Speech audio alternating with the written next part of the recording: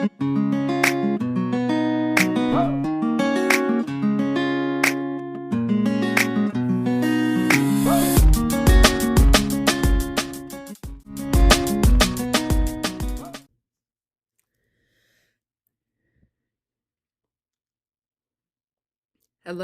hi guys.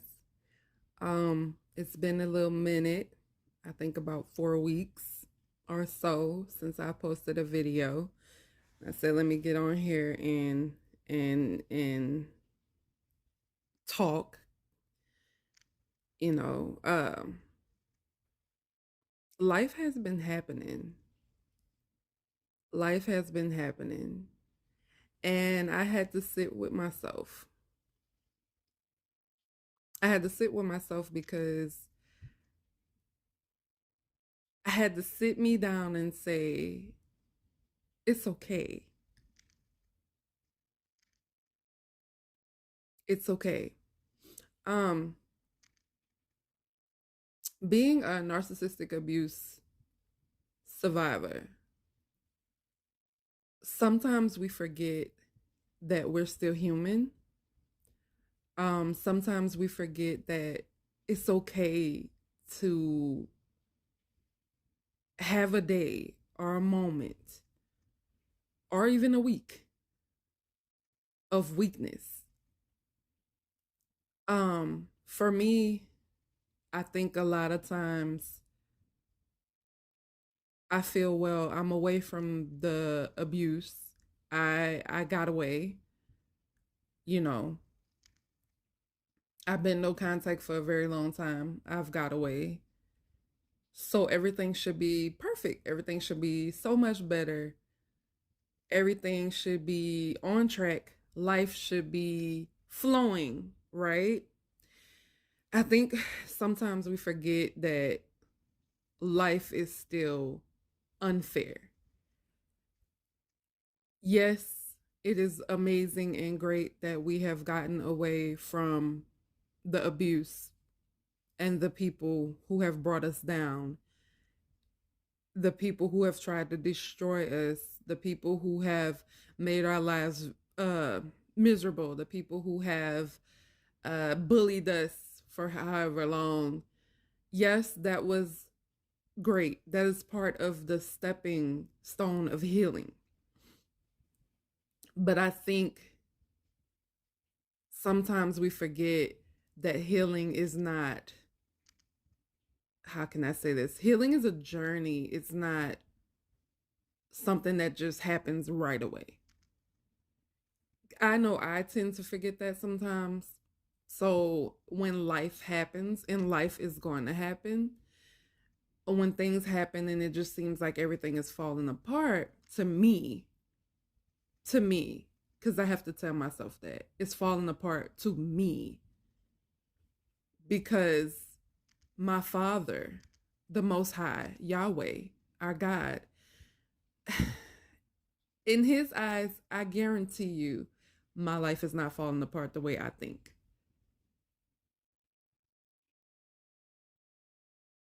In all my mess that I go through, and in all these trials,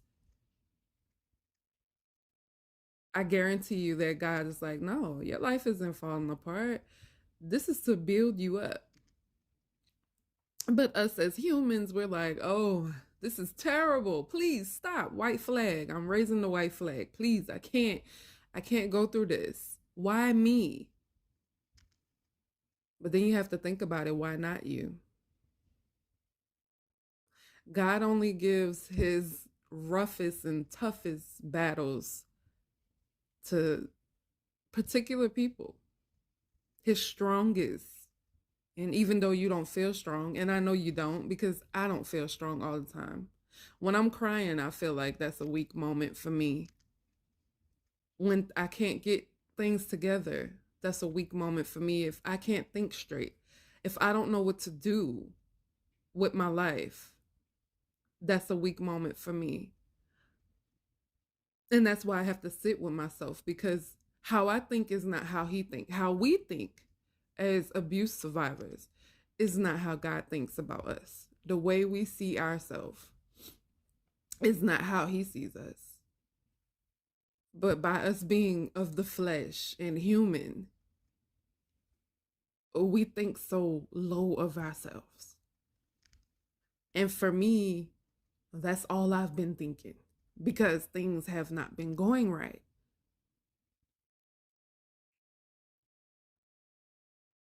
I am not a person who wants sympathy from anybody. I don't want people to think that I need their help when it comes down to my emotions. I'm just a human being that sometimes I need to cry, sometimes I need to scream. I'm just as human as the next person. And I think a lot of people forget that we're all human. So people, sometimes people are like, it's not as bad as you think, but that's their opinion. In your mind, this is the end of the world. In my mind, it has been the end of the world for me with everything that's been going on. And I had to sit with myself and realize, why do I feel that way?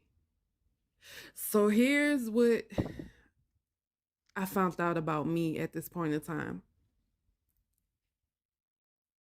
Yes, I am trying to help someone else. And that is a good thing. God put us here to help others. That is one of our purposes in life, is to help someone else. That if you don't do anything else in life, God would love for you to help someone else. That is the main thing. Help your brothers and your sisters. Um, I realized that this healing journey, and like I've told so many others, is not going to be a quick and easy one. It might take years, it may take months. I have to realize that just because I'm trying to help other people, and I have an Instagram and I have a YouTube where I'm talking to other people about my experiences and trying to help them, doesn't make me non-human. It doesn't mean that I've fully healed. There are a lot of people who are narcissistic abuse advocates and life coaches and stuff for narcissistic abuse. I'm not talking about all the other life coaches. I'm talking about specifically what we have been through, narcissistic abuse, that they haven't fully healed themselves. You don't have to have it all together to help someone else, because you helping someone else also turns around and heals you at the same time. Every time I get a message from someone saying, thank you for sharing this, and I needed to hear this and stuff, like, it helps me heal a little more. So not only am I helping someone else, they're also helping me. I have been down on myself for a very long time for choices that I had to realize I did not make because I was being selfish or because I was being lazy. I made a lot of choices to protect me, my children, my husband. A lot of things I've done in my past because I was in survival mode. I have been down on myself because I don't have a degree behind me. I don't have a certificate or a diploma behind me. All I have is a GED. I didn't finish high school when I was younger. Around that time, my world was falling apart and I just couldn't do it. Imagine You've got a sick mom and a sick dad at home. My mom was sick all of the time. We struggled. My dad was sick all of the time. I remember waking up one morning, hearing my mother screaming, and I was good in sleep. I woke up out my sleep. I got sleep in my eyes. I'm running out the door, and my dad's laying on the floor in the hallway, dying. His heart had stopped. And my mom, who was a trauma nurse, had been a trauma nurse, was beating his chest in, trying to get his heart to start again, and screaming at me and crying for me to call 911. The trauma that I witnessed in my life isn't just from my in laws, it isn't just from my family members. I have witnessed a lot of things. I've been in survival mode my entire life.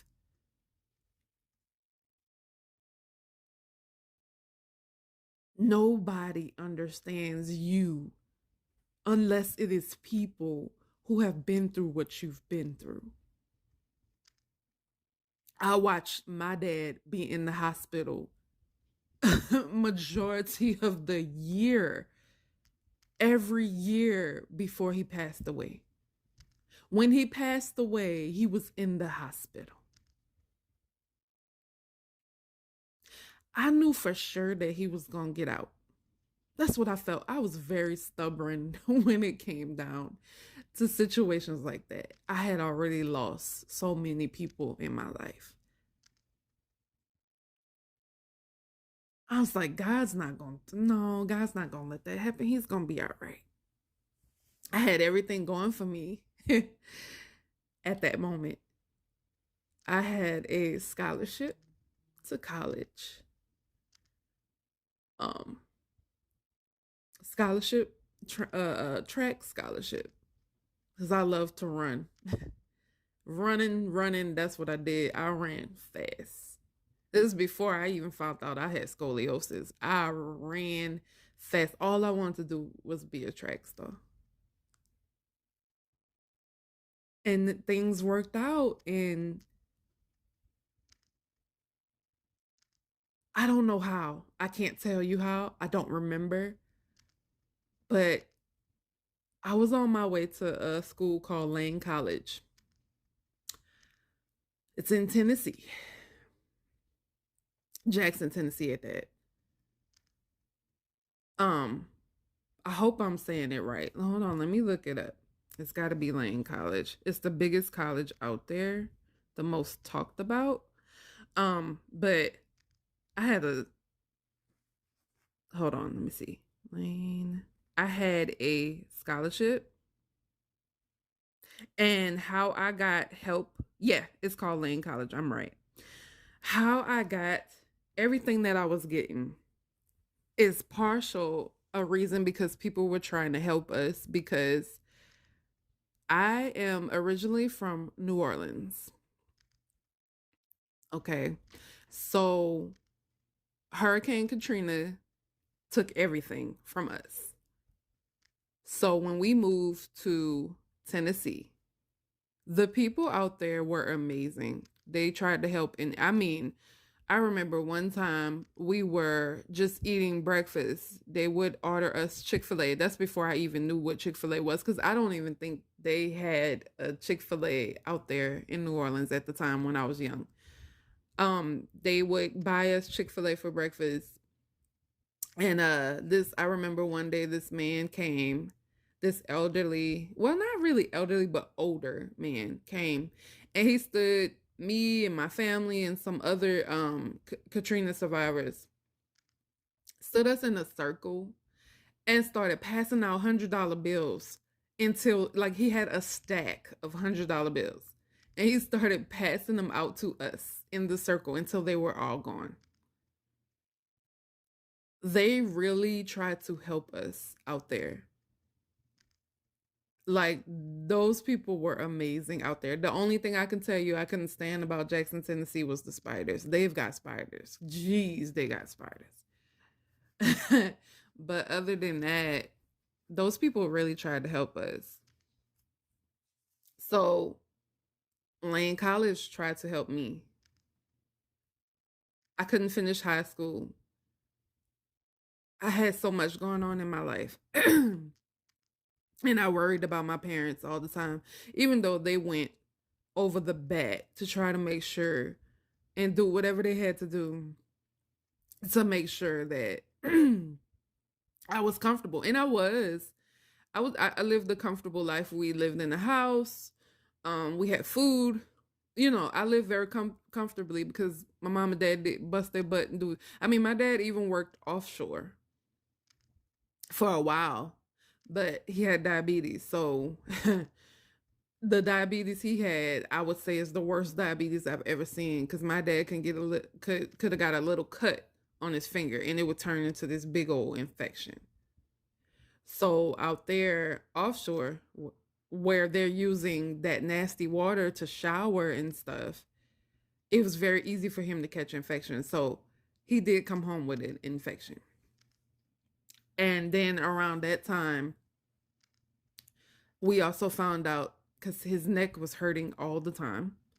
Around that time, we also found out that he had cancer in his neck. So my dad had to get a cage put in his, like, it was a lot.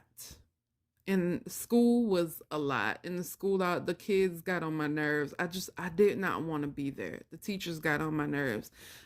I was back at home while I was at school. I just, I worried about my parents. I worried about if they passed away, where would I be? I didn't want to be passed over to my aunties. They were not good aunties to me. They might have been great aunties to everybody else, but to me, they were abusive towards me. I worried. I have been a worrying child since I was younger.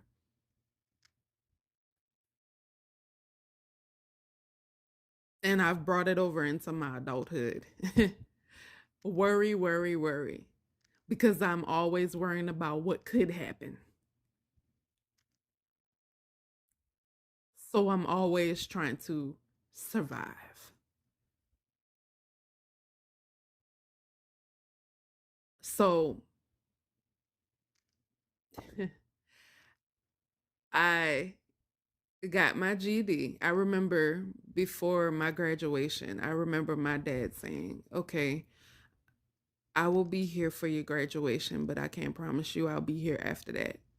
And I was like, stop playing, stop saying stupid stuff because to me that's stupid. You don't know. But I think a lot of times our loved ones, our parents, grandparents, a lot of times, sometimes they do know when their time is coming short.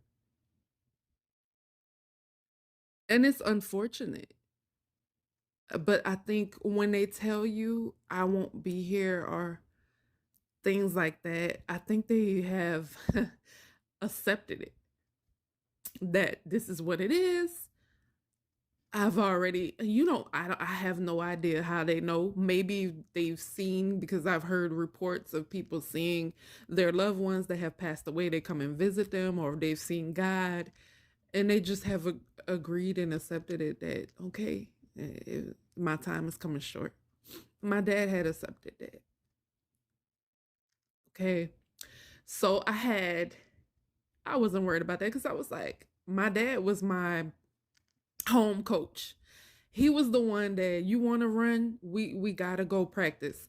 He would take me to the park. My mom would come too, and he would make me run, and he would time it. He said, "Girl, you fast, you fast. You're gonna be a track star." And I believe that. I believe that full heartedly, and I knew that's what I was gonna be. You know. So when my mom went and talked to the people, my dad went and talked to the people at Lane College, and told them about our situation and stuff like that. and I had got my GED. I graduated, you know. And people think GEDs are easy to get. Let me tell you something. No, they're not. Because you're not finishing high school, they make that GED hard on you. Some of the work that we had to do was college work. It is not easy. Getting your GED is not easy. They make it to where it ain't easy. It's like they're saying, hey, if you don't want to finish high school, I'm not going to make it easy on you. You going to have to really, like my first test, my actual, the test that the GED test that you take, because you have to do classes first. You don't just take a test. You have to do classes before you take the test. It's like regular school. It's preparing you for the test. My first test, I failed. I'm just going to be honest. I said I would keep it honest, no matter how tough it is, no matter how embarrassing. My first one, I failed. My second one, I passed. I graduated and I was happy. And you know, people try to down talk you for having the GED. Oh, you got a GED. Hey, I'm just as smart as the person who graduated from high school. It's just life was handing me lemons, and I tried to find a way to make my own type of lemonade because I just couldn't deal. So back to Lane College. Lane College, they had the scholarship for me. To see your name written on some stuff is amazing. They had an apartment for me because they're the kids who aren't in sports would live in the dorms on campus, and then the kids who are going to be in sports would live in the apartments. You have apartments. There was an apartment for me. I'm not sure if I probably would have, but I'm not sure if I would have been a roommate with somebody else. But I'm pretty sure.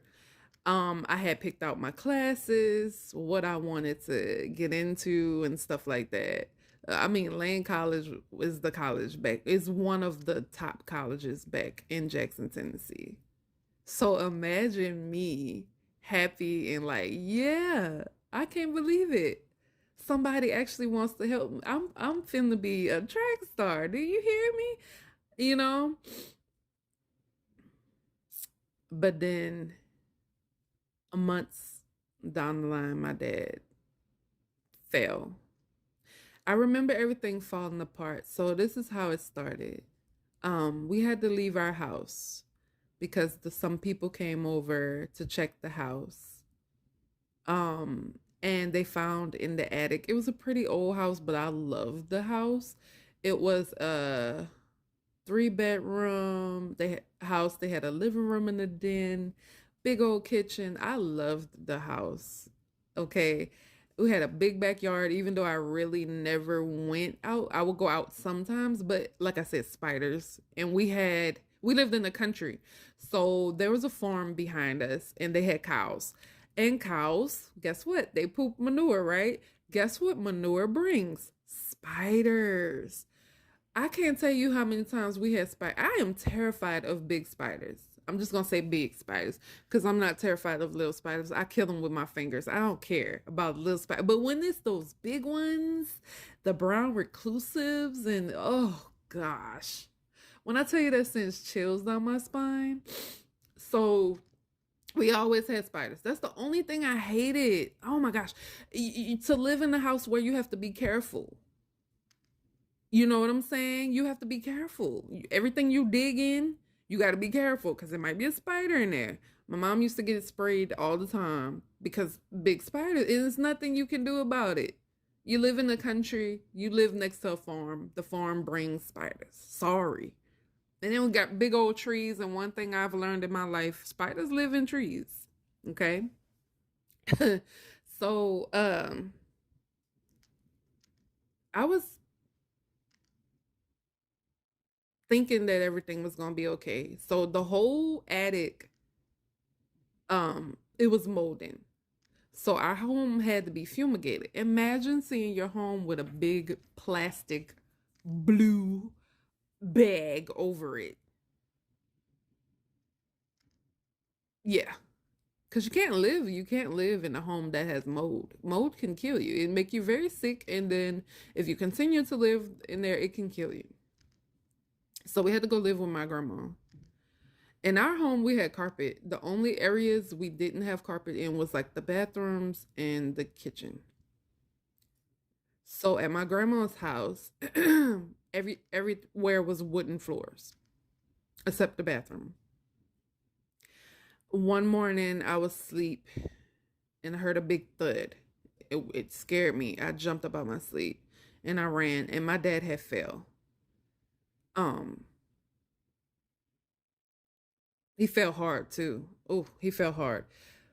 Um, like I said, he had diabetes, and I wish he had put his slippers on, but he didn't. He was running to the bathroom and he slipped and fell. Ugh, hold on, guys. Sometimes going back to talk about these things can bring up so many emotions, but I'm gonna get through it. I'm gonna keep talking because I'm stronger than that. um, so my mom took him to the hospital. They x-rayed him where he fell, which he fell on his hip. They kept saying, "We don't see any broken bones. We don't see any broken bones." For several days, my dad and my mom would go to different hospitals because every day he couldn't sleep, he couldn't sit. Like, you telling him nothing's broken, nothing's fractured, but this man can't even sit down without being in pain. He can't lay down, he can't sleep without being in pain. So he wound up going to one hospital, and I can't remember the name of it. They did another x-ray and they finally found out that, yeah, he had he had fractured. No, it was broken. They had to do surgery. Um, the whole time my dad had been in the hospital and came out the hospital so much, I thought he was coming home. I was like, this is nothing. He's coming home. Right? So at a point I had got tired. I'm a teenager. I had got tired of going to see him at the hospital. I'm like, I can't do this anymore. It weighs on you to see your parents always in the hospital, always it wait the hospital. I hate the hospital. The one day that I decided I was going back to the hospital to go see him, because I had been up there before while he was there after they did the surgery on his hip or whatnot. This one day, but I hadn't been for a few days. And this one day where I was like, okay, I'm going to go see him today. When I woke up, it was weird. When I woke up, I had this fit like things were strange to me, but I didn't realize what the problem was. I was like, this is a weird day. And then I was in the house by myself. My grandmother was gone. My grandma, my mom, she was gone to the hospital to visit my dad or whatnot. She stayed at the hospital, and I don't blame her because that's how I was for my own husband. I'm not leaving my husband in the hospital, so that's how my mom was. Um, that day was just very weird. Like I was like, something is off about today, you know? And so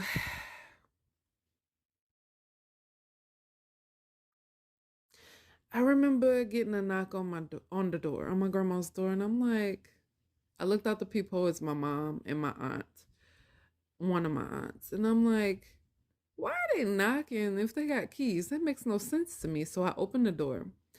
I kid you not, when I opened the door and I saw their faces, how they looked at me, I already knew. I walked away. I said, nope, nope, I tried to get to the hallway. They hurry up and grab me. I hit the floor because I already knew from the look on their face what happened. My dad was gone. That morning, he had a heart attack, a massive heart attack. On the day that I decided to get my behind up, I was finna cuss, and go see him.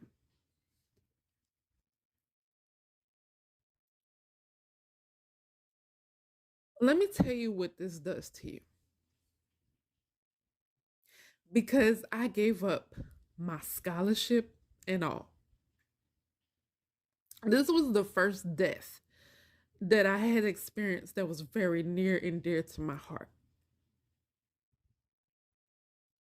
It took the wind out of me. I didn't know how to deal.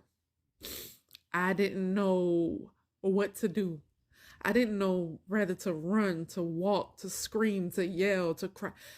You just don't, when you experience your first death, that is like a person that you're really close to, especially a parent. You will never know how it takes, man, it takes the wind out of you. And see, I told y'all I would get emotional going back. And that's okay. I'm human. You're human. It's okay to cry. And it's raining outside. So, like I said before, I love rainy days. Um, I gave up on everything. I couldn't. How am I supposed to be a track star when the main person who has motivated me to be that is not here? And he left around the time where it was getting close time to start school. It hit me like a ton of bricks. It's the worst pain I ever felt. I cried for days. My family tried to get me out the house. I don't want to get out the house. I want to stay here. No, you need to get out the house. Well, we would get out the house and they would go to my favorite shopping center at the time, which I missed so much, which was Kmart. I still love Kmart. I wish they would bring it back, but they won't.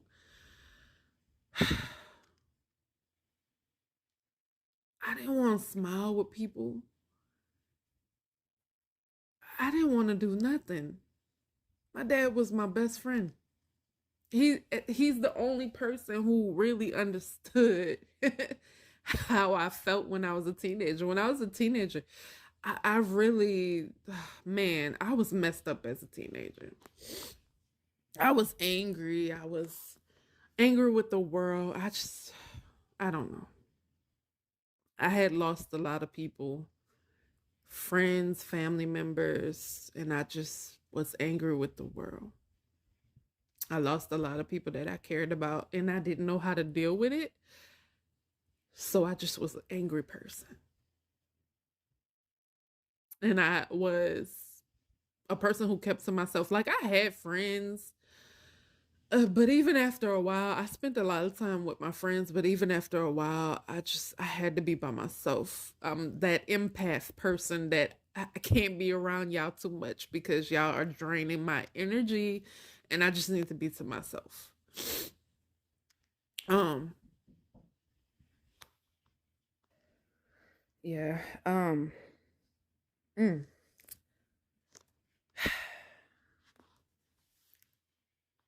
Hit you like a ton of bricks. Sorry for the pause. My daughter came in the room, so I had to pause. Yeah. It hit me like a ton of bricks and I gave up everything because I felt, what am I doing it for? I didn't realize until I got older that I think I was very codependent on my dad in that matter because I felt like I couldn't do it without him. But I know if he could have came down from heaven and said and talked to me, he would have said, I want you to continue and be the person that you want to be. I had plans, y'all. I had plans. Track star was one of them because I knew I could run. I don't care what nobody's. That was my thing. I could run. I could outrun you. Okay, I am pew. I'm Speedy Gonzalez. That's how I felt.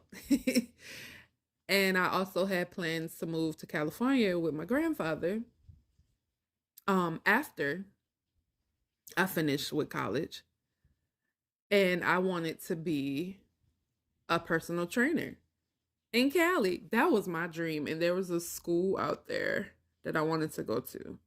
And I was going to live with my papa in Beverly Hills. And I was going to go to that school and I was going to be a personal trainer. That was my goal in life, to be a personal trainer, to help other people, because at that time my dad had taught me how to really be into taking care of myself.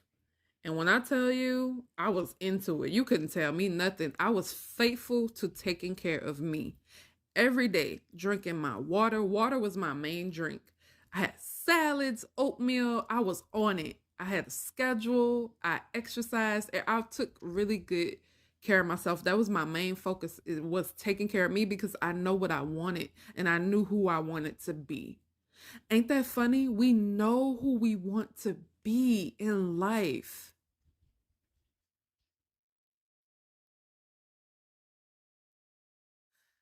From a young age, my goal was always to help someone. I remember being a child, and the main thing I wanted to do was counsel people. I'm a child, but I imagine myself being a motivational speaker. One of my favorite motivational speakers of all time, and you may know him, you may not. If not, look him up. His name is Les Brown. Les Brown, Brown. He is amazing. He motivated me to be exactly who I wanted to be in life. Like motivational, one of the top tier motivational speakers, in my opinion. Les Brown. Man, when I tell you, just if you just listen to one of his speakings that he did, he will motivate you to get up. That's what motivated me. I had so much motivation in me when I was a teenager. I knew who I wanted to be. I knew I wanted to live because I had done my research. Where can I go in this world, that would pay me the most money to help someone else with personal training? Because I want to be able to live in California. And everybody knows that California is expensive. So I wanted to make sure that I was in a profession that would help me to stay out there, because I wanted to live in California. I wanted to live amongst the palm trees, the beaches. That was my goal in life. That's what I wanted for me. Cali was my goal. I wanted a house on the hills. That was my dream. I wanted to be one of the top personal trainers. You know, I watched what was the name of that show? Dang it, The Biggest Loser. I watched that, and let me tell you something. I watched it not because I enjoyed watching it, even though I did. I watched it because I wanted to help people. So I needed to learn how people are that have weight on them. Right? I needed to learn their how they felt. What deters them from being, because everybody wants to be healthy. There's not one person on this earth that doesn't want to be healthy. But sometimes you just don't know what to do. Sometimes life, trust me, I know. Sometimes you don't know how to manage in life. And I know for me, when I started not being able to manage my life, when my life was out of control and I couldn't manage, I ate. I ate my feelings. When my life was out of control, when it came down to the abuse that I received from my in laws, instead of me standing up and realizing that I don't have to take this at the point that I did, I ate my feelings. Because in my mind, what was the point? Nobody's gonna believe me. Nobody ever believes me when I try to tell them what's going on. So to calm myself down and to feel some type of comfort, I would eat. So I wanted to learn about people. I watched The Biggest Loser, and there were other shows, and I wanted to be just like Julian Michaels. And I forgot the guy's name, and it's funny because I have him on is it my Facebook page? One of my pages, I follow him. It might be Instagram. I don't know. I don't know. Um, I wanted to be like them. Not as tough as Julian Michaels. Jillian. Is it Jillian? It's Jillian. Not as tough as her. Because I felt she could be a little tough on people. I understand you want them to get their stuff together, but sometimes you need to be a little soft, just a little bit, and let them and help them to know, hey, I know, and it's gonna be okay. But that was my favorite shows. Dancing. So You Think You Can Dance. I love that. Anything where you were moving your body and taking care of yourself, I love to watch. Um, for me, I knew who I was and who I wanted to be and where I was going. And that's when you're not being abused. That's when you're not going through, you don't have narcissists in your life, even though, like I said, my aunties are narcissists. I wasn't really around them like that. So I grew up in a home where I didn't hear all this arguing. I'm telling you, if my mom and my dad argued, they kept it from me. If it even got to that point, I was sent to my room and told to stay out of it, mind my business. I grew up in a household that was peaceful. So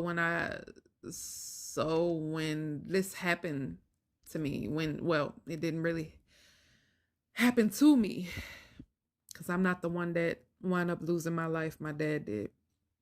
When this happened, I felt my whole world spiral out of control, and I gave up on everything.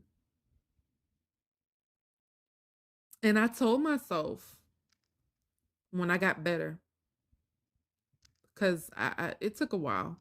My dad passed when I was 18 years old, right at the beginning of the start of my life, because I wanted so much and I was going to bring my parents to California as soon as I got myself together. And I wanted to buy them a house. I wanted to buy them a brand new car.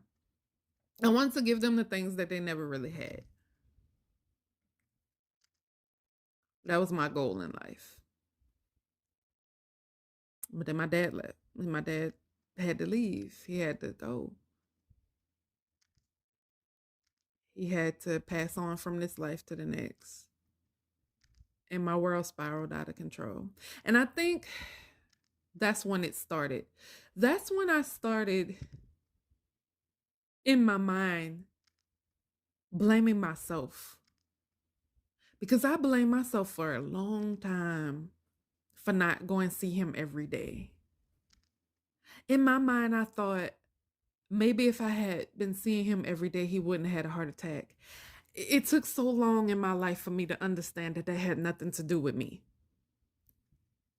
And that God is always in control. And when you say a prayer, because I've always had a relationship with God, I've always prayed to him and talked to him as if he was a friend sitting in the same room with me, because that's how I feel about him. I feel like you can talk to him about anything and he listens. You can pray about anything and he listens. That's how I still feel that way. I blame myself for a long time as if I could have made it different. That's around the time I started to put up this survival mode thing. I blame myself. I said, well, everything is my fault. It's my fault because I didn't get my tail up and go see him. Maybe it could have been different, as if I'm God, as if I'm Superwoman, and as if when he started having the heart attack, I could have stopped it. Mind you, my dad was a do not resuscitate patient, and I hated that. But he had a hole in his lungs. So that's the reason why he was a DNR, because they would hurt him more than they could help him. I blamed myself for a very long time. I felt like it was my fault. If I could have just been there, I blamed myself. And then that's when I stopped focusing on me and what I wanted in life. Because now I can't leave my mama. She's by herself. I gave up on everything because I can't leave her. I put everything on me.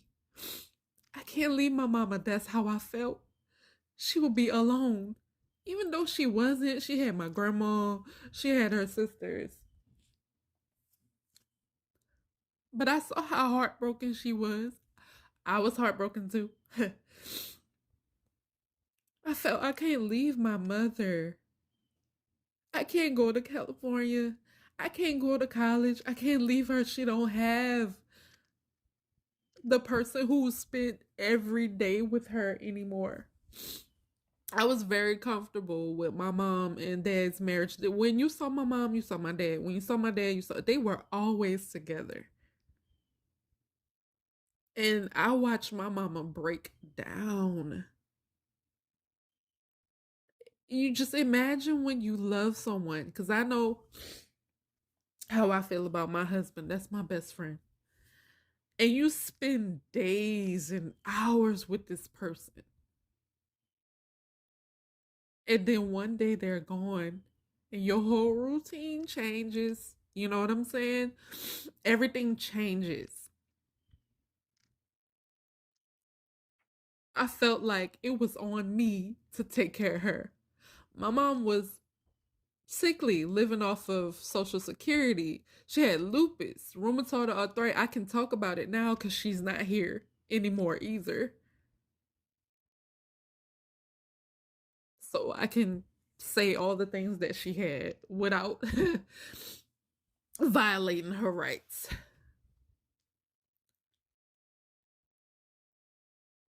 She had a lot of sicknesses. Having lupus brings on a lot of sicknesses.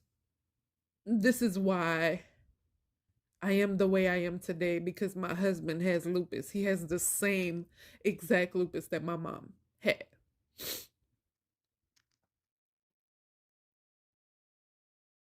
So back to what I was saying. Um, I felt like I had to take care of my mom. I couldn't leave her. I gave up on everything. I had to work and help her with the bills because the person who worked and helped with the bills wasn't here anymore.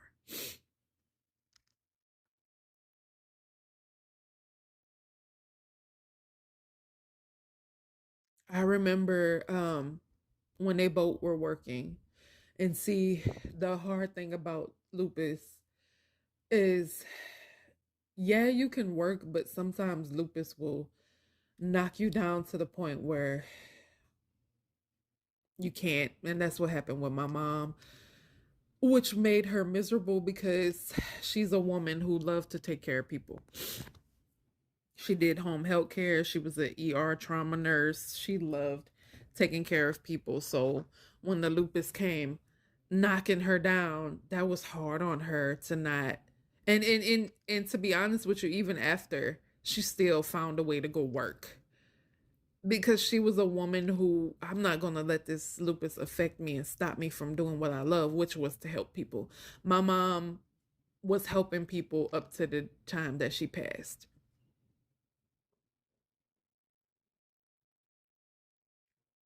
Um, yeah. From there, I felt like if something had happened to her, it would be my fault. I put the weight of the world on my own shoulders. My mom and my dad had decided um when I would leave, when I finished with matter of fact, that's not even true.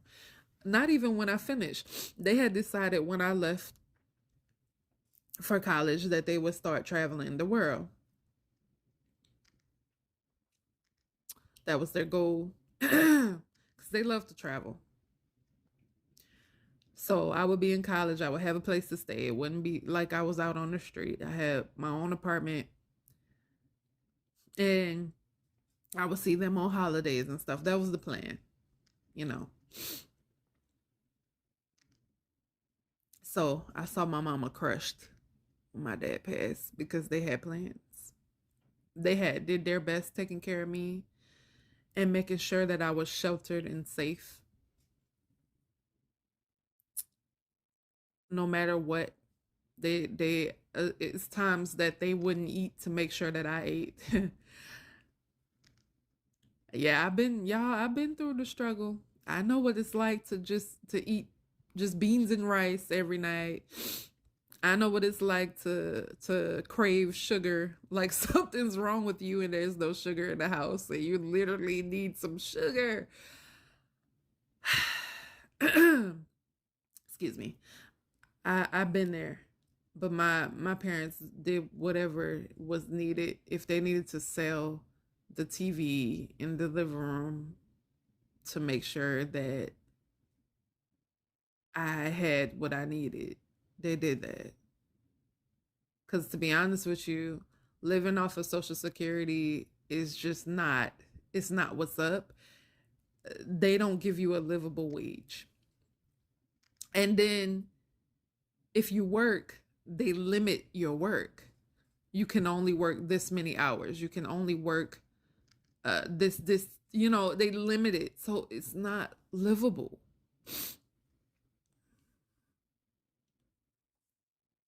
Um, yeah. Around that time, I can be honest and say that's when I learned to put guilt and put everything on me.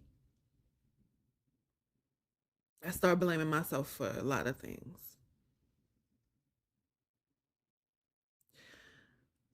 And whenever things were going bad, I felt I couldn't do things that I wanted to do. I became very protective over the ones I love.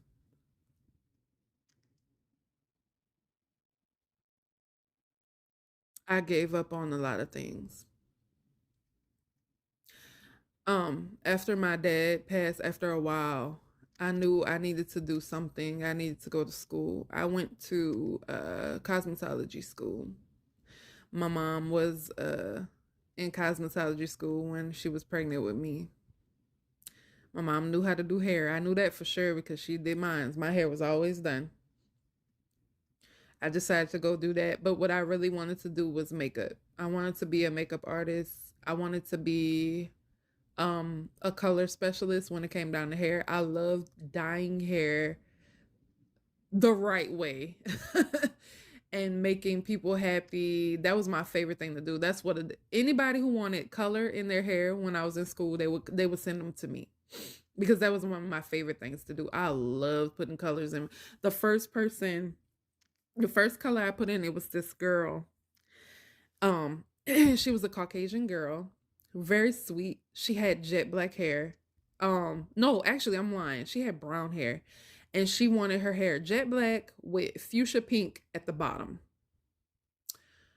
Not at the bottom, at the back of her head. So like the top of her hair would be black, and then the hair underneath would be like to the back, the nape in the back of her head would be the fuchsia pink, which is beautiful when you put curls in your hair because it mixes in and blends in. So that was my first dye job and I loved it. It was amazing.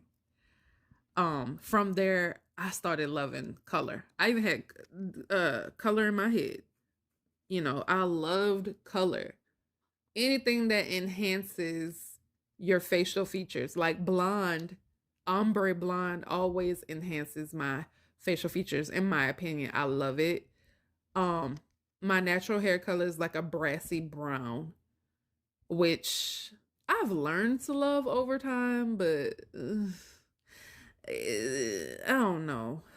It's a hard color to deal with because when you start putting oils and stuff, it can tend to look a little dirty and yeah, it's a bit much, but I've learned to love it over time.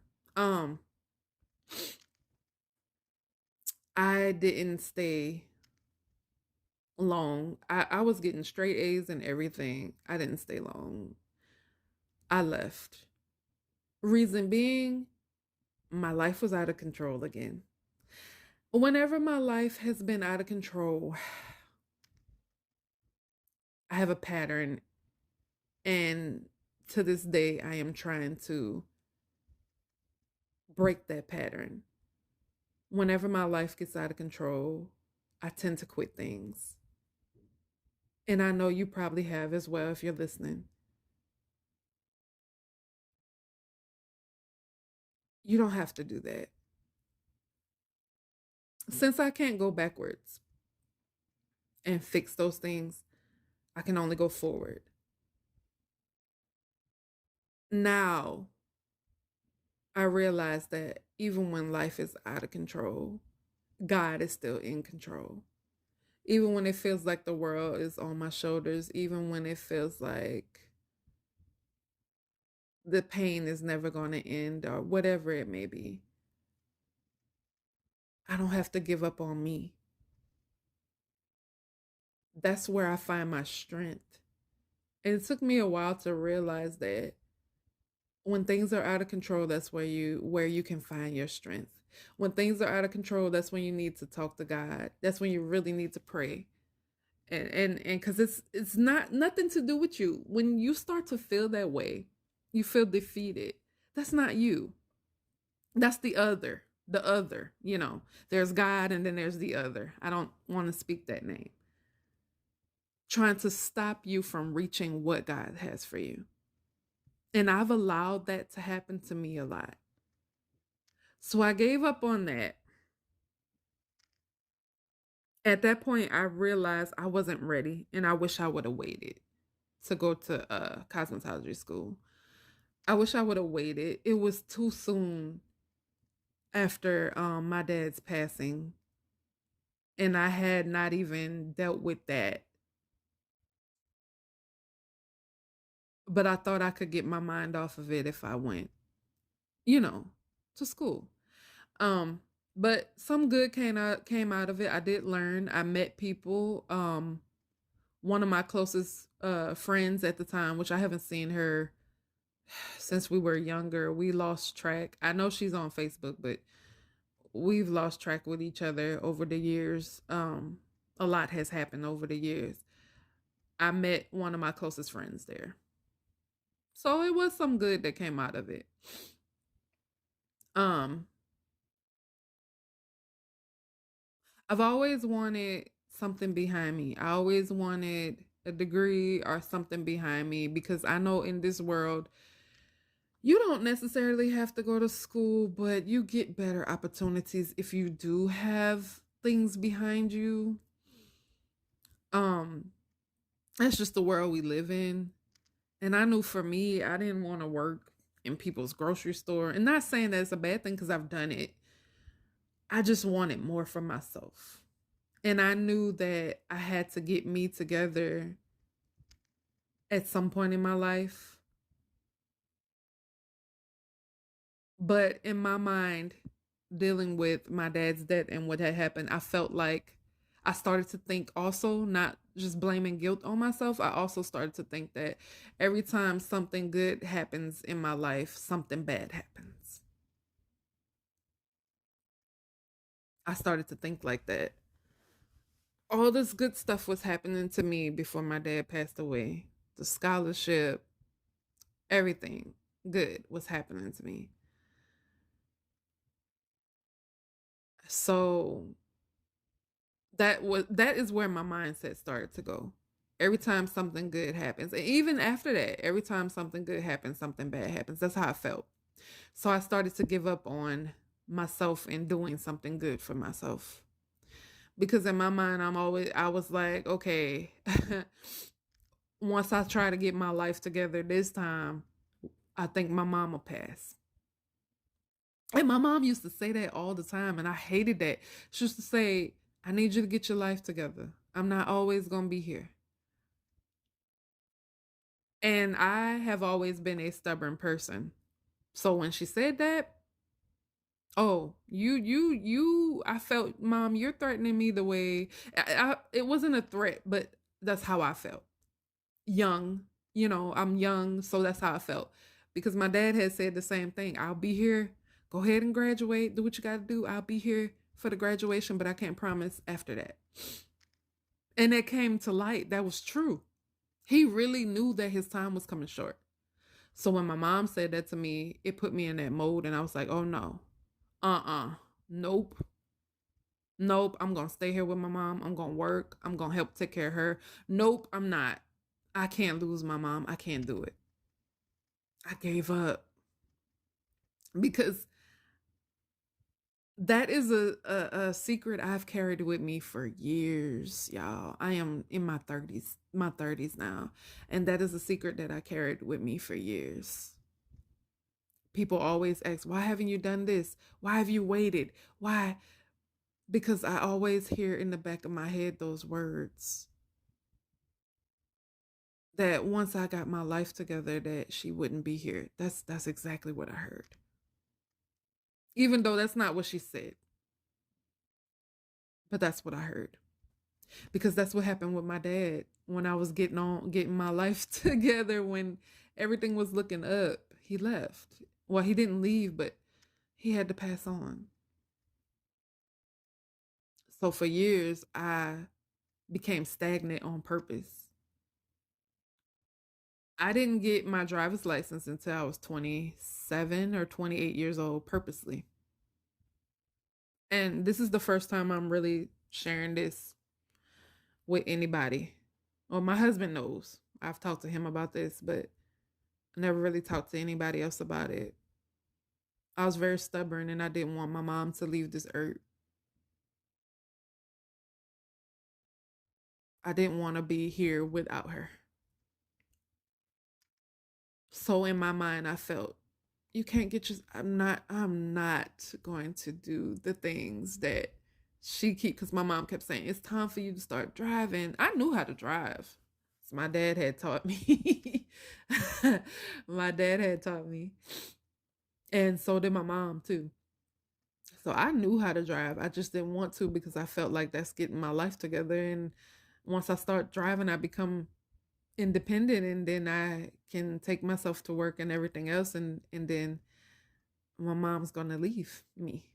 She's gonna leave this earth. That's how I felt. That was a fear that was inside of me. Y'all, if you don't understand, that was a fear inside of me every day, that once I got my life together, my mom would leave this earth. I also vowed that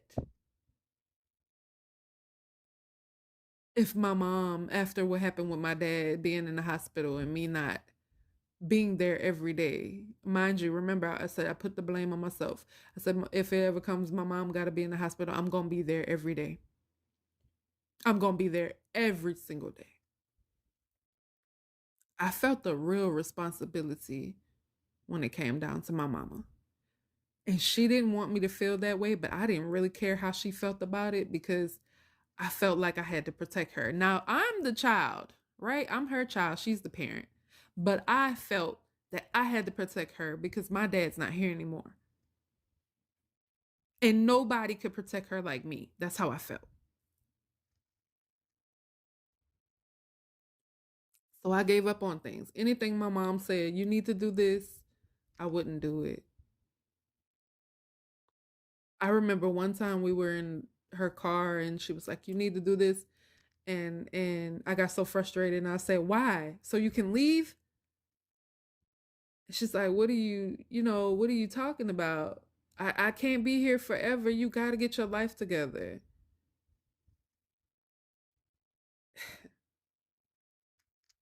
As crazy as it may sound, I didn't want that to happen. So I did everything in my power to be stagnant. I worked jobs that I knew that it wasn't it for me just so I could stay stagnant because I didn't want to get my life together out of fear that she would leave this earth. And I felt she was all I had.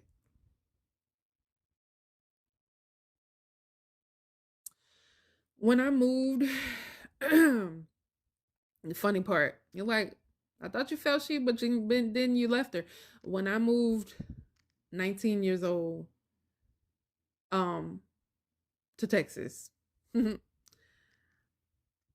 mom wasn't by herself.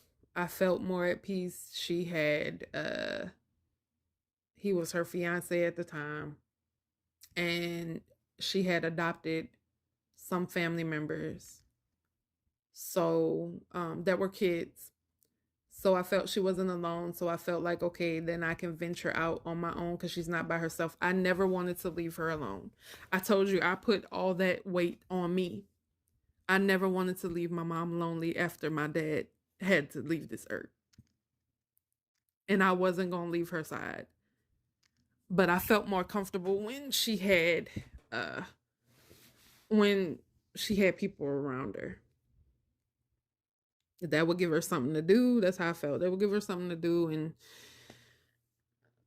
I wouldn't have to worry about her because they keep her busy. My mom is the type of person, as long as she's staying busy, she's okay.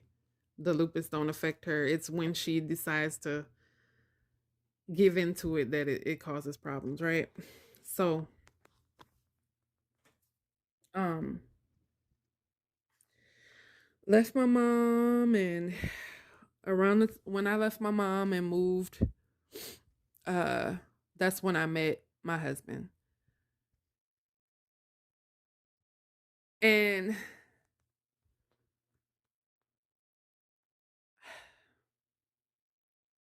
I went to school again for a dental assistant. I was ready. I enjoy, like kids enjoy. They can't wait for their first day of school. That's how I felt. I felt like a kid. I can't wait. The first day of school, I wanted to be a dental assistant. It's a lot of things that I wanted to be in life. And when you're a person like me who you want to be everything, it gets very your life becomes a little messy and because you want to be everything. Like I wanted to be a police officer,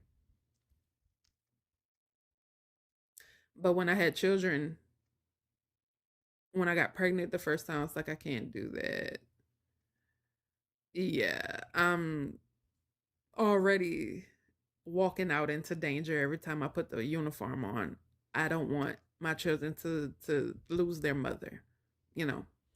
So gave up on that. I didn't last long in dental school. Reason being, I was making straight A's in dental school.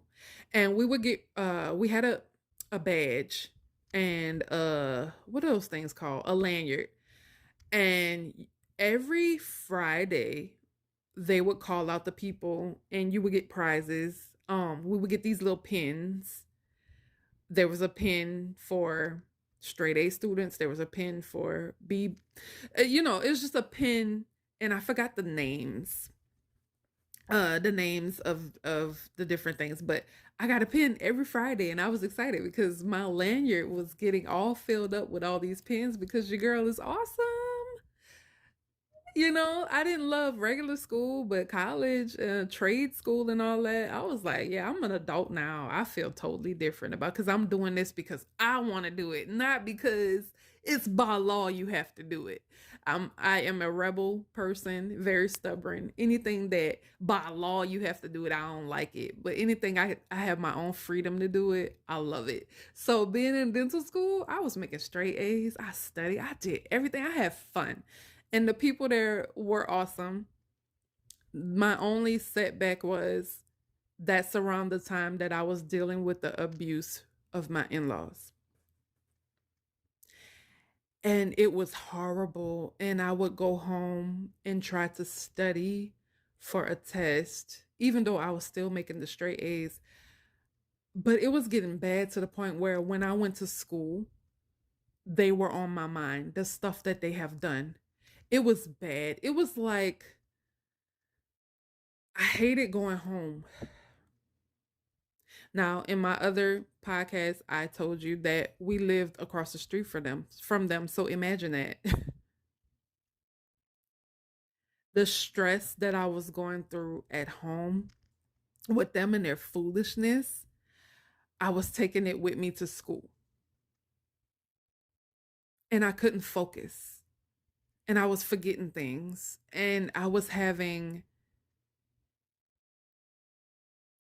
was having bad time at school. It was bad. I couldn't focus. My world was out of control. And of course, like I told you before, you know what happens when everything is out of control for me. I left. And I had made another friend there. I had made another friend and we became very close. I left. And also because the new teacher, because they had gotten rid of our favorite teacher, I don't know why. She was our favorite. She was awesome and down to earth. And they brought in this man and he was very sexist. And I'm like, how do you not know who a person is? I had to realize that when he did his job interview, he was making sure that he was picture perfect to them. We used to record this man and everything. He was very sexist. Um, it was horrible. And when you're in dental school, you might have one or two males in class, but it's a lot of females that usually do get into dental assisting and stuff like that. Dental hygienists, all that stuff, because that's what I was going for. You have to start off as an assistant and then work your way up to a hygienist. That's what I wanted. And this man came up in there and he was I mean, goodness gracious. It would always be y'all women, this and y'all women. It was horrible. And we kept going, making complaints and stuff, and nothing that we did was helping. Nothing. So not only did I have to deal with the stress and the pressure at home and the abuse, I'm also at school, and this guy who's an idiot is also being abusive to us at school. I just couldn't take it no more. School was my place to go to get away. It became a nightmare to the point where I'm like, I don't even want to go anymore. I got to deal with crap when I get home with these people, and I got to deal with crap with you when I come to school. This is ridiculous. I gave up on that. And I remember the day that I was signing the papers to be released. This man ran down the hallway. My mom was there. This man ran down the hallway up to me. Hey, I just wanted to tell you that if you keep running, you'll never make it in life. That's exactly what he told me. And then he was like, that's all I wanted to say. You can't keep running from things. And I remember getting mad and I was like, get out of my face.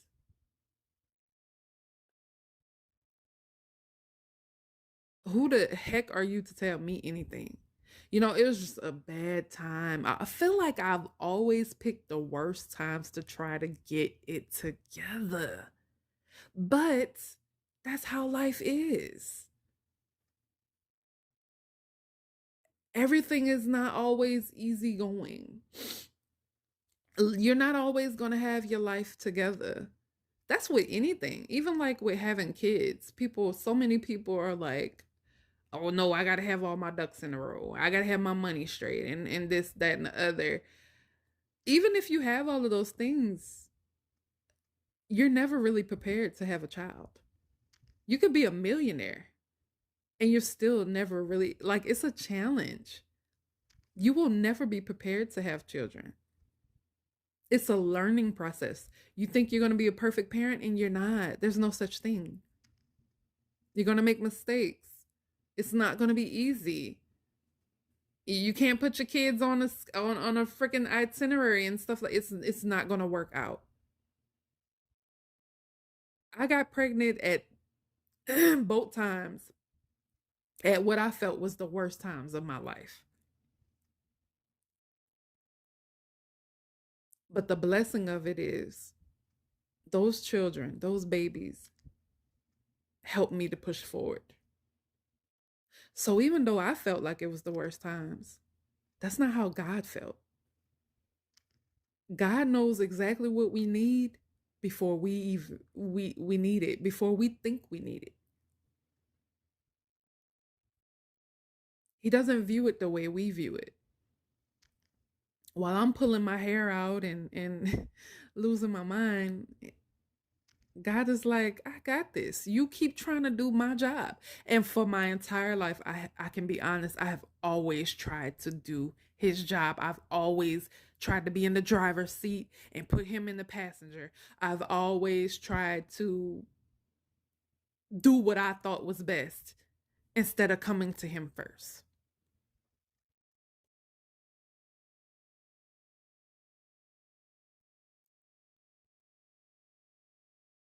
Whenever my life was out of control, I felt like I couldn't push through and finish things. And I can't take that back.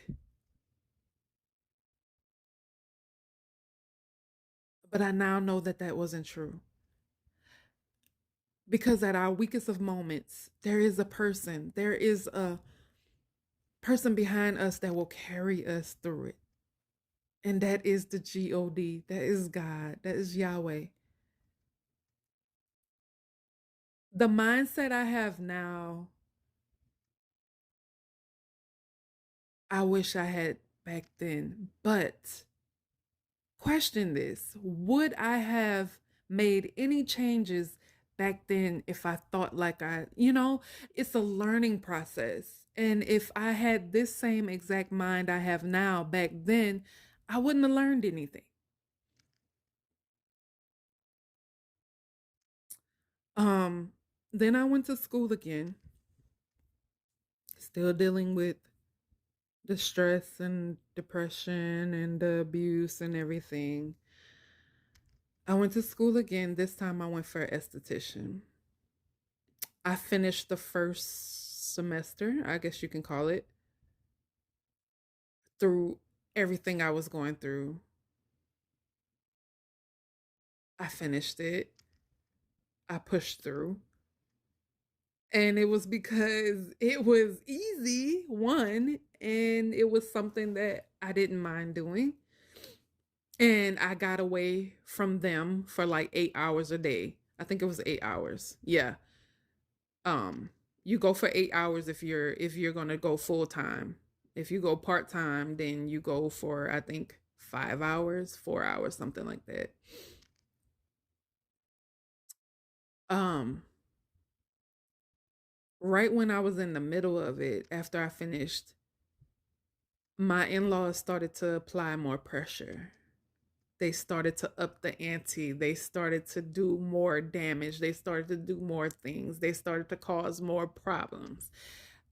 That's around the time I thought I was going cuckoo. Something was wrong with me. I didn't know I was pregnant at the time. My emotions were all over the place and I just couldn't deal and had to be taken to the emergency room because they assumed that I was having a stroke during my pregnancy. I had been going through so much. I didn't know I was pregnant, and I had been going through so much with these people. I mean, they were draining me, and I was in the fight of my life. I'm sick. I was sick of them to the point there was a pastor that was in school with us. Yes, a pastor that wanted to get their esthetician license. Hey, ain't nothing wrong with that. And I used to say to her every day, something is wrong with me. Pray for me. I don't know. I can't. I want to cuss everybody out. I was just, ugh. People smell funny to me and things taste funny and I can't stand my husband breathing. I want him to shut up. And I didn't know I was pregnant. All I knew was I couldn't stand nobody. Everybody irked my nerves. The sound of their voice, it was, ugh. I felt like I was going cuckoo. I found out I was pregnant after that. So that explains that. But it was around, was it around prom time? Yeah, it was around prom time and people were coming in, young girls were coming in to get their makeup done. And there was a young girl. I was okay for the moment, but there was a young girl coming in to get her makeup done and they assigned her to me. And while I was starting her makeup, all of a sudden, I remember my left arm started to get tingly and my left eye started to lose vision. Like it started to get really blurry. And we had a substitute that day, a substitute teacher, and she was very rude. And I had told her I'm pregnant and something is not right. You know, this lady told me that I was just making excuses and trying to get out of class. No, lady, something is not right. My arm is tingling. My whole left, the top, it started moving all the way up my arm and my eye. This had never happened to me before.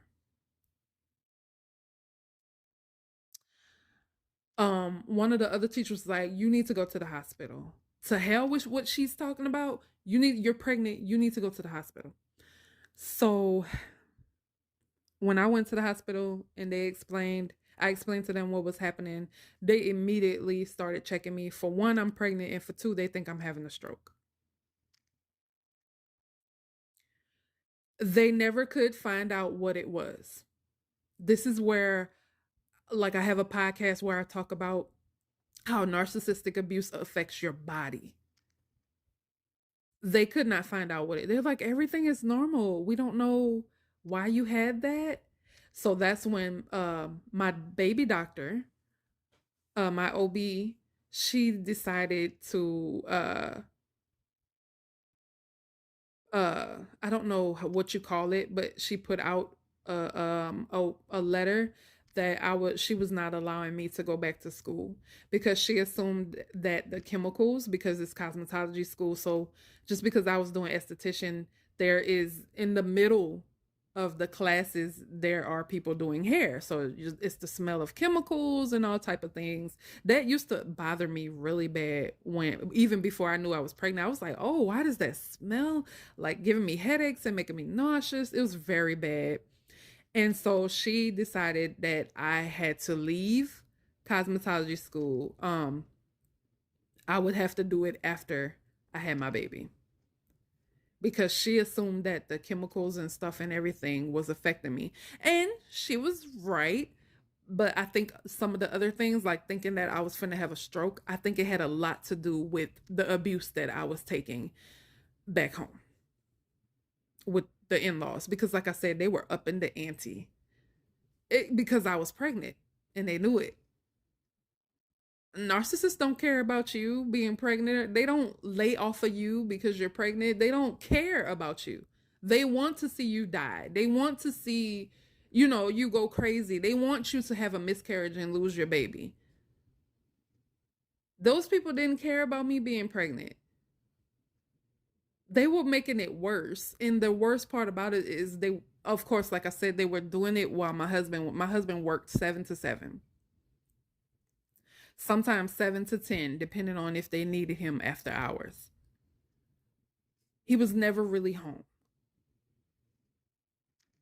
And these people were up in the ante torturing me while this guy wasn't home. And they knew I was pregnant. They did not give a damn about me being pregnant. Who cares? We're just going to make it worse on you now since you're carrying a child. They wanted me to have a miscarriage.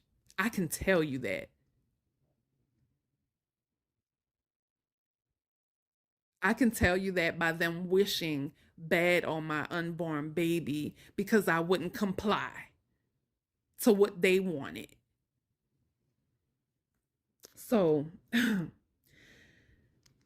I had to leave that school, and I said I would go back to it after I had my first baby. I did say that. And it didn't happen, of course, because after that, I felt like I had to protect my child. I had to do everything possible to protect my child. I was in survival mode. So I would go to these jobs that I hated just to have money, my own money, and make sure that I could spend the most time with my child, because my mom was there for me and she took care of her grandchildren very well. But I always worried. It had always been a worry in the back of my mind that if something happens to my mom, who will be there for my children? And I'll be damned if I left my children in the hands of those people. For one, they don't even care about them because they're not boys. That's one thing. And because they don't care about me, so they don't care about my children. I'm not leaving my children with these people. So I've operated my entire life, all of my 20s, that I regret. I've operated out of fear. Everything that I have done to myself was because I operated out of fear.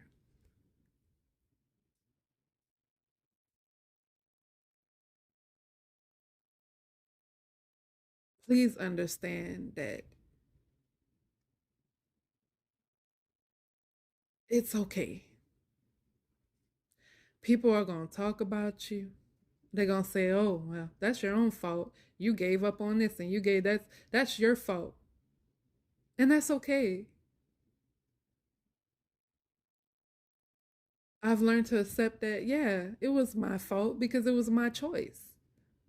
I chose to be protective over my children. I chose to be protective over myself. I chose to live in the fear. For one, I thought God was mad at me. I really did. I thought that for a long time. I had turned my back on God because I was like, He's not listening to me. Look at what these people are doing to me. How could you let these people do this to me? I thought you loved me. What did I do? Did I do something wrong?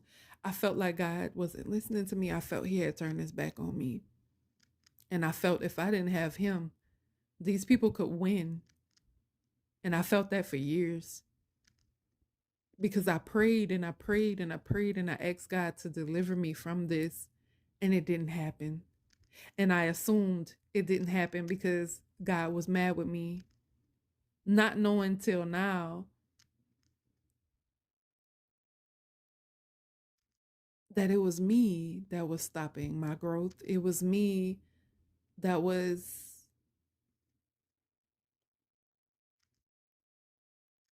that was living in fear. I wasn't giving God a chance because I was too comfortable living in my fear. I gave up on a lot of things. And when you tell people that, some people will never understand why the heck would you do that? You're crazy. People who haven't been abused or in abusive situations will never understand why you gave up on your life. Why did you feel like you had to be in survival mode? Why did you allow those people to do that? And the funny part is, if they were in your position, they would do worse than you. Everybody who has ever told you that you were crazy for putting up with the narcissistic abuse from anyone, anybody who ever told you that you would, they would, I would never let people do me like that. If the tables were turned and it was them, they would be worse off than you. They probably kill themselves. They would probably harm themselves. They would probably have gone to the mental hospital, because everybody on this earth thinks that they know what they would have done in a situation that they've never gone through. That's the world we live in, where people think, well, I would have done this and I would have done that. But they've never walked a mile in your shoes. And if they were to walk a mile in your shoes, they wouldn't even make it the whole mile. Yes, I have given up so much on myself that now I'm in my 30s trying to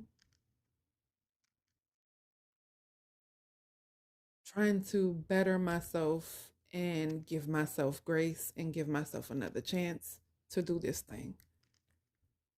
It is not easy, especially now, because the very thing that I tried to stop, like I said, I didn't get my driver's license on purpose because I felt like that was me getting my life together and my mom would leave. She would leave this world. I didn't get my driver's license till I was 27, 28 years old. Got my first car, pushed myself to do things that I had never done before.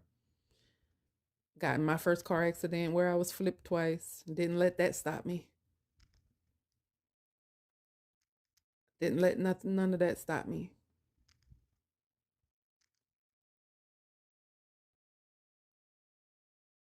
When I went no contact, when I decided that I was worth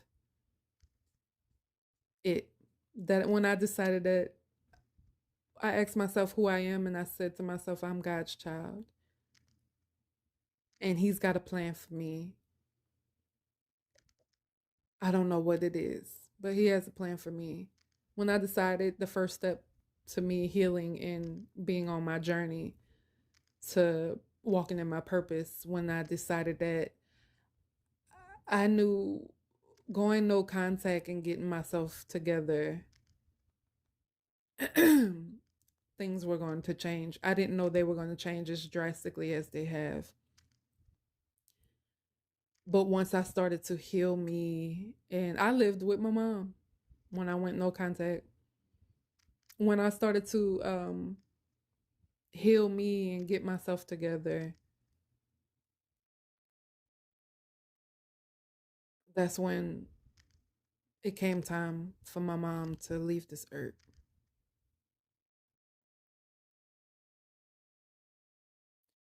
When my mom passed, it was like another bricks, bag of bricks to the gut. I thought the pain that I felt when my dad passed was the worst pain I had ever felt. No, I was wrong. The worst pain I've ever felt in my life is when my mom passed away.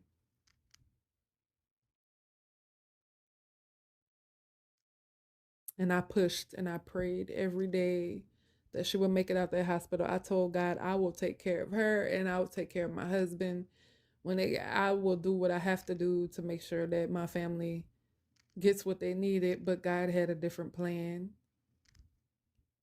And when she passed, I also blamed myself. For one, because I said when my dad had passed that when my mom was ever in the hospital, I would always be there. But with this pandemic, unfortunately, I was not able to be there for her.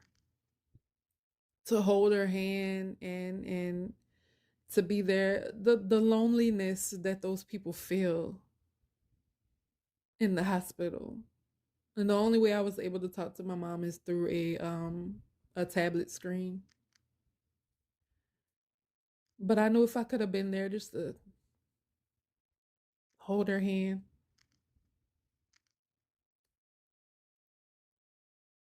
and to tell her it's gonna be okay. See, that's me being the superhero again. I blame myself for that too. I blame myself for my mom getting that, sickness that we're not allowed to say, the pandemic sickness. And always wished I could have went back and did some different things. Cause my whole household, we all caught it, but it affected my mom and my husband the worst because of them having the underlying sicknesses of lupus. My mom also had COPD, so her lungs were already affected.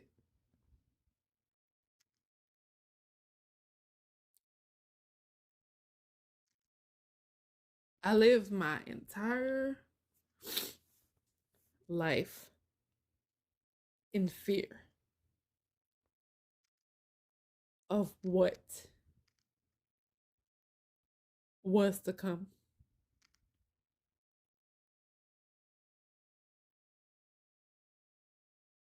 And I lost so much time on who I could have became.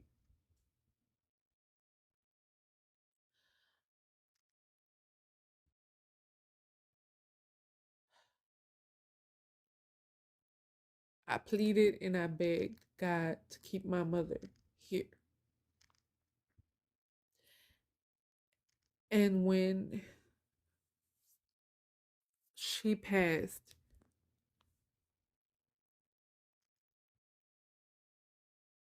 when they even called and said that her heart rhythm changed and that they didn't think she was going to make it, when I got off the phone, I was in the house by myself. My kids were in school. I just started wailing and yelling at God, and I'm like, "What do you want me to do? I asked you, I begged you. I told you that I would take care of her. What do you want me to do? What do I need to do? I told you I would take care of it."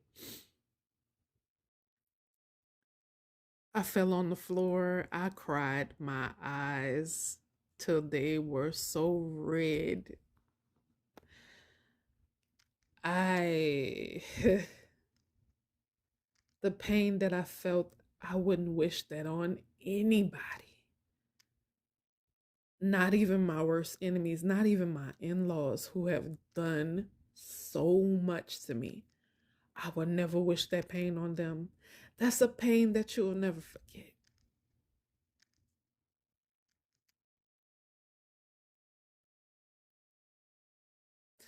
Double the pain because my husband was also in the hospital battling for his life, and I didn't think he was going to make it out of there either.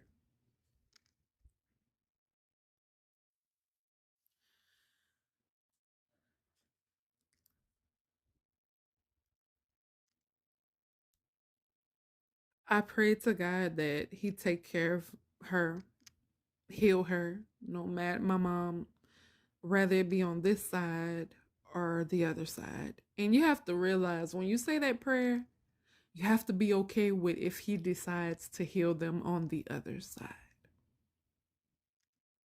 You have to be okay with it.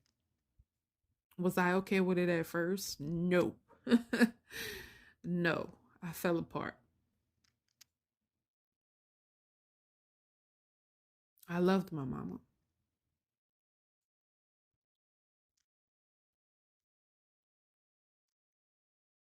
And I did everything I could because even the nurses and stuff were wanting me to take her off the ventilator, and they would piss me off every day. They would call, oh, we don't think she's going to make it. Will you give her a chance?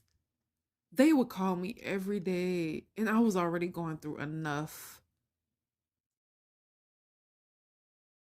wanting me to say, okay, take her off the ventilator. I could never do that to her. She would never do that to me.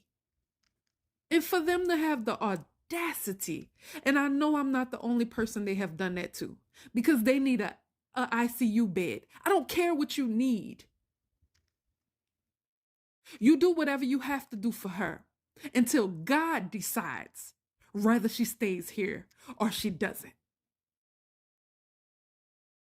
That's exactly what I said to them. Even the what do they call those people? The person that is there, I don't even remember what to call them. The something with a C.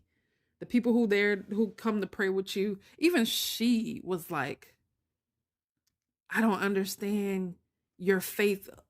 Then why are you there praying with other people when it seems to me you have no faith in the exact person that you claim?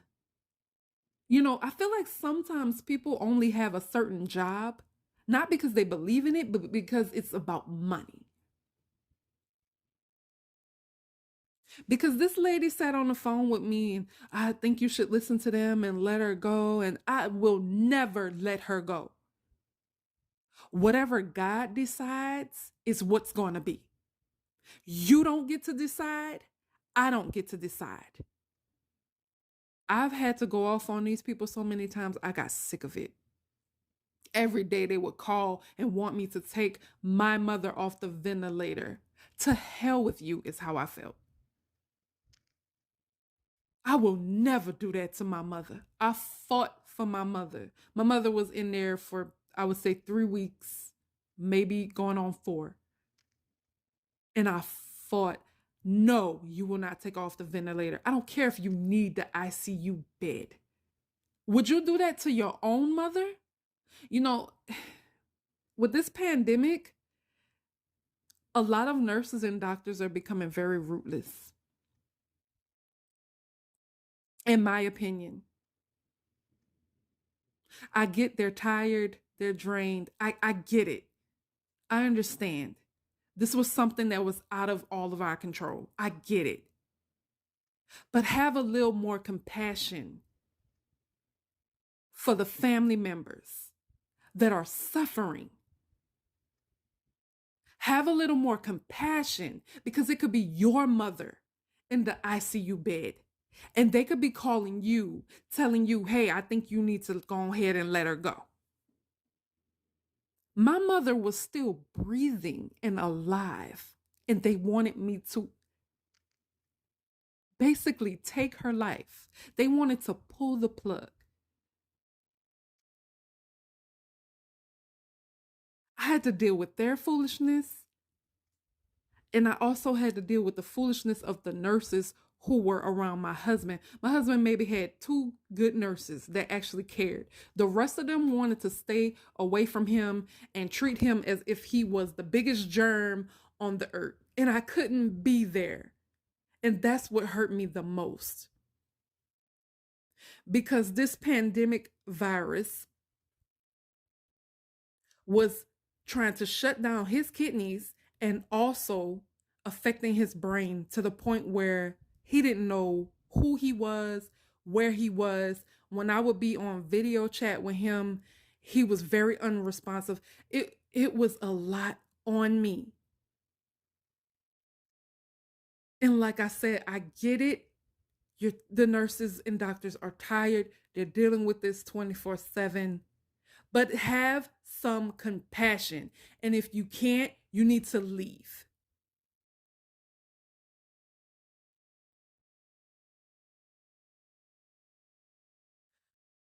This world is so full of uncompassionate people.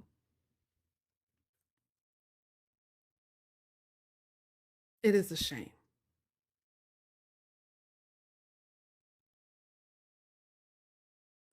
But no matter what they did, calling me, telling me I need to let her go because they're the doctor and they know better. You're not God. You don't know better.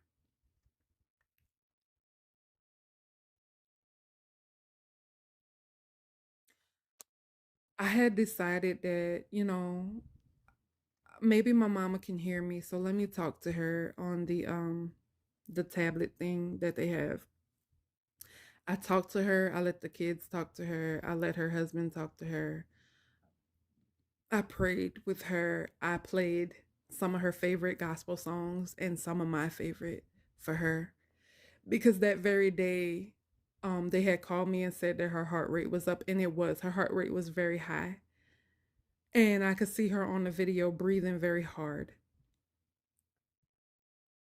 The day that I did that, after I got off the thing with mom, because you have to give other people a chance to talk to their family member, of course. I uh I left to go pick up my husband's medicine, and I got the phone call from the hospital saying that you need to come to the hospital. Her heart rhythm has changed, so it had went down. It wasn't high anymore, and you need to come to the hospital. That's the same day that my mom passed away. She passed away while I was on my way to her. I had to drop my kids off.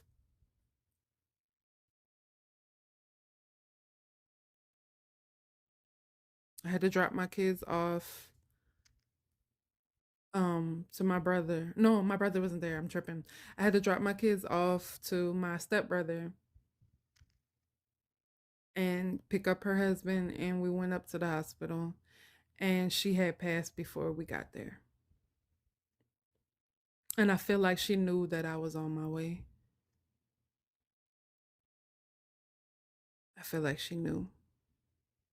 And a lot of times your loved ones will wait until you're not there to pass on because they don't want you to,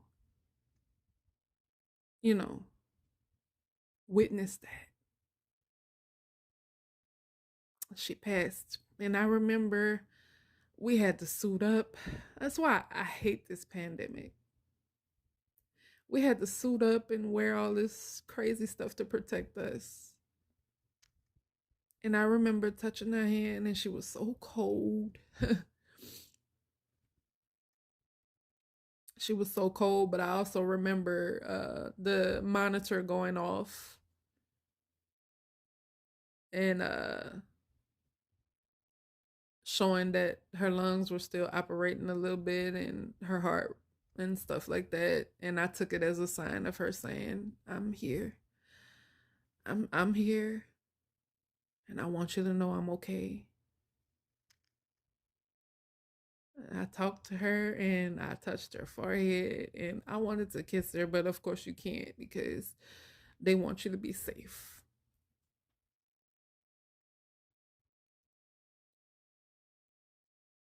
My mom passed away at the beginning of this year, January 23rd, 2021. Life has been different ever since. I did not decide to do this podcast and stuff and start helping people until after I always wanted to do it, but I thought I would never. But I know my mom wanted me to step into my purpose because months before she passed away, which was so weird for her because she always wanted me, you need to go into the medical field. You need to go in the medical field because they'll always need you. You'll always have money. um I remember her saying that the job I was doing at the time, which is I was helping people caregiver, but I didn't want that's not that's not my dreams, that's not my aspirations, that's not who I feel that I am.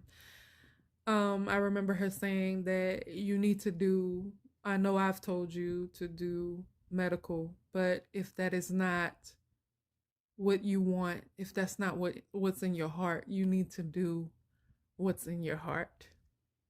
And I support you.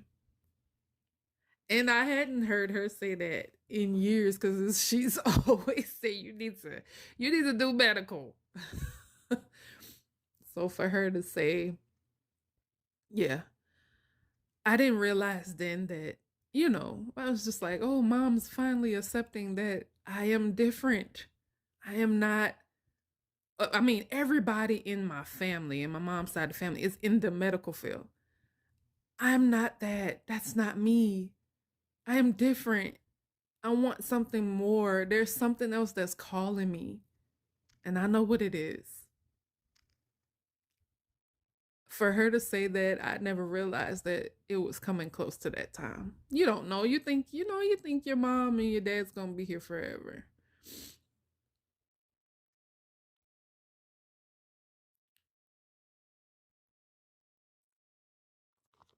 I am now at a point in my life where I know that I cannot stop my life because a person who is near and dear to my heart is not here. That is not what she would want for me. She would want me to get up and keep it moving because at the end of the day, she's okay where she is. She's happy and healthy. I still have to do this thing called life here. I got two children to take care of and a husband to take care of. I can't give up on them. When my dad passed away, it was easy for me to give up on myself. I had no responsibilities, nobody I owed. I didn't have any kids. So it was very easy for me to give up. Now I am older and I have a husband and I have children and they need me and I cannot give up on them. No matter how much I want to be selfish and just give up, I cannot do that. And it's been hard, you guys. It's been hard. A lot of things have happened. And I thought that life would get like so much better once I went no contact with the narcan laws. I thought, woo, I'm no contact. Everything's going to get better. But I didn't know that my journey had really just begun when I went no contact, that a lot of things were going to happen to me in my family that were going to be life altering, life changing. And the journey has really just begun. But one of the main things that I know God wants for me is for me to stop thinking that I have to do this on my own and that let Him have the driver's seat and I sit in the passenger. A lot of times we feel like we can do it on our own and we don't have to. There's a higher power. There is God. There is Yahweh. He can take care of it all. Since we are made of this flesh, we always think when things go wrong, I can take care of it. You can't. I've tried. I can't. I can't. You can't. Some things are beyond us.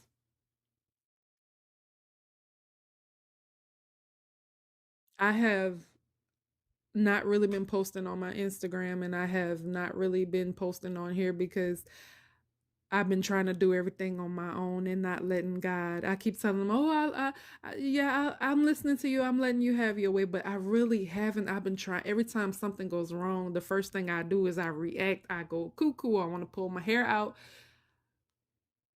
and I'm only feeling that way because I'm trying to do it myself. I have family who loves me and tell me all the time, stop trying to do it yourself.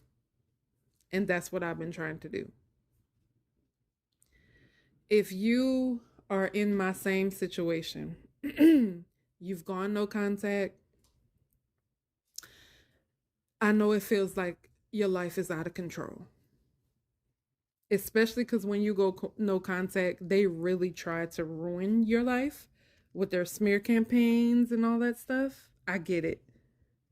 And life is also different, mostly because we have become very codependent, and that's something that we all have to break as narcissistic abuse survivors.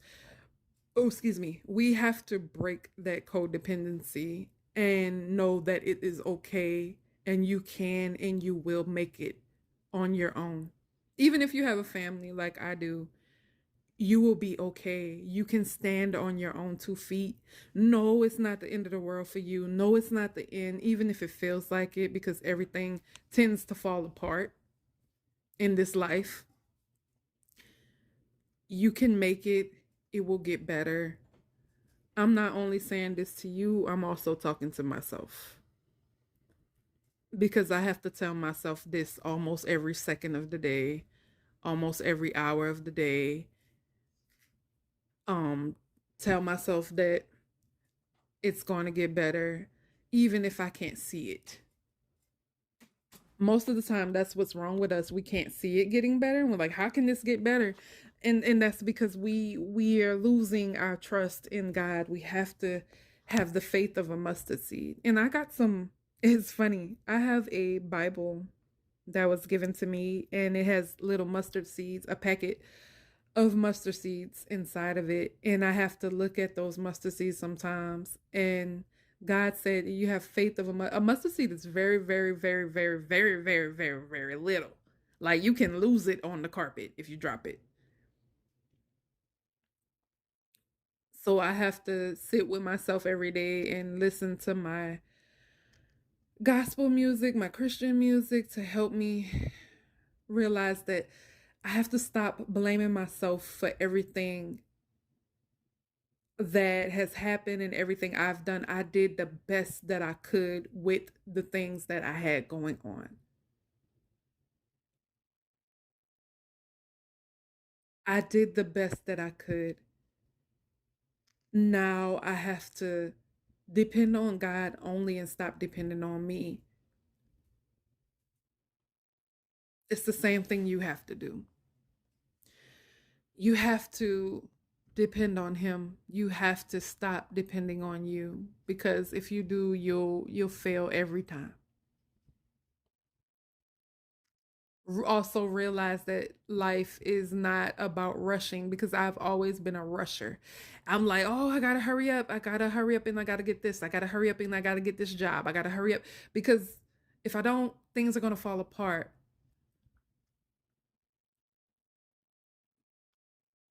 But what if things are not falling apart? What if they're falling together?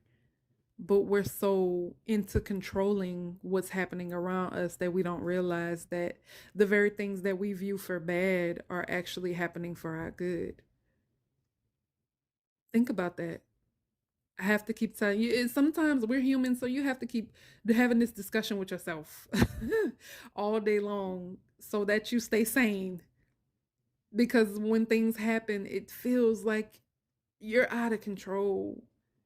And you're not out of control. God is in control. Stop trying to control things, because that's what I do. I try to control everything, and that's what I'm trying. I'm being selfish, and I'm not living in faith. I'm living in fear. And it's okay to have a bad day. It's okay to have a setback. All those are parts of life. All of those things become your testimony so that you can help someone else. Because like I said, we're here. That is our one of our purposes, to help someone else. We are brothers and sisters in Christ, and we are to help each other. And so yeah. Um I let out a lot about myself today. Normally I try to keep some things to myself, but if I have to be honest with you, I can't be um I'm not okay with not telling who I am in my actual story. And Because if I don't tell those things, then you won't understand why I've made a lot of choices that I made. Heck, you won't even understand why you have maybe made a lot of choices that you made. You actually have to sit with yourself and realize a lot of choices that you made in life were you protecting yourself. You protecting yourself from pain, which pain is inevitable. It's something that we're all gonna feel. It's just like death. Death is inevitable. It's going to happen. But are you prepared? Are you living your best life? That's something that us as narcissistic abuse survivors, we don't sit down and live our life. We're so busy protecting ourselves and giving ourselves to these narcissistic people that we forget that we need to live for us. One thing I don't ever want to do is not live my life, and then when I am on my deathbed, I regret everything. So, um, it's time to start living for all of us, for everybody who's listening to this video. For me, it's time for us to start living and stop allowing people to think that they have the authority to take over something that does not belong to them. It's time for us to start living and allowing God to take control over the wheel, and we just sit in the passenger and let it be his will, not our will, because when it's our will, we mess up. Let it be his will. He has things for us that we never even heard of, have never seen. We just have to give him a chance. And you're going to have to tell yourself that all day long, all night long, because we always fall back into our old patterns. But I'm going to go ahead and shut this video down. We've hit 2 hours. I just had to come on here and really just talk and let you know that it's okay if you have moments, because I had to take a break. I had to take a break from social media. I was on Instagram little by little, but I didn't stay on. I had to take a break from doing videos because sometimes you just need that break. Realize that you are human and you have been through the most with the narcissist, but you are a survivor and you made it and you're okay and you're gonna be okay and it's gonna get better even if it seems like it's not. God has a plan, and there is light at the end of the tunnel, no matter how dark you think it is. Just keep your faith. Remember the faith side of a mustard seed. So I want you guys to have a most fabulous day. um Stay safe, protect yourself and your family, and remember, it's going to get better. Okay, bye guys.